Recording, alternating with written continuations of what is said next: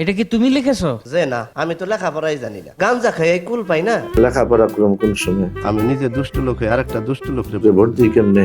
Vote জায়গা মতোই দিছি। ভাই, আপনি জীবনে বোধহয় 13-14টা প্রেম করেছেন, এটা কি সত্যি? একতরফা বেশি। আমি ফেল।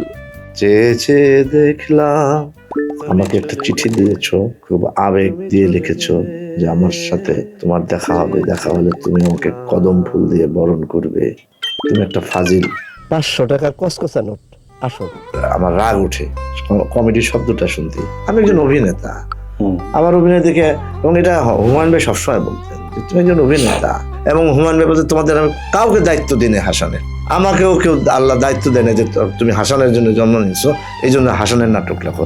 যে হাসবে হাসবে, যে কাঁদবে সে কাঁদবে। আমাদের দেশে একদিন একজনে মেইন ক্যারেক্টার করলে সে হিরো হয়ে যায়, হিরো এদিকে আসে। আবার চেহারা যদি সুন্দর হয় তাহলে আরো বেশি ডাকে থাকে। চঞ্চলের সাথে আমার একটু কাজ কম হয়েছে। ভালো মানুষ, শিল্পকর্ম করে, ডাকাত তো আর শিল্পকর্ম করতে আসে না। আমি বললাম না, আমি সবাইকে পজিটিভ দেখি। তারপরে যাদের যত ঝগড়া যায়, সবচেয়ে বেশি ঝগড়া সামনাসামনি ঝগড়া হয়েছে ডাক্তার ইউসুফের সাথে।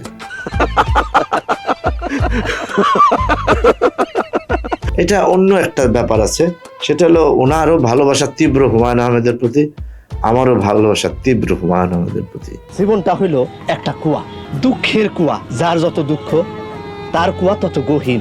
আপনি একটা প্রশ্ন করেছিলেন না, কাকে সরি বলবেন? আমার এখন মনে হচ্ছে আমি মাকেই সরি বলবো। মা, তোমার কাছে আমি সরি।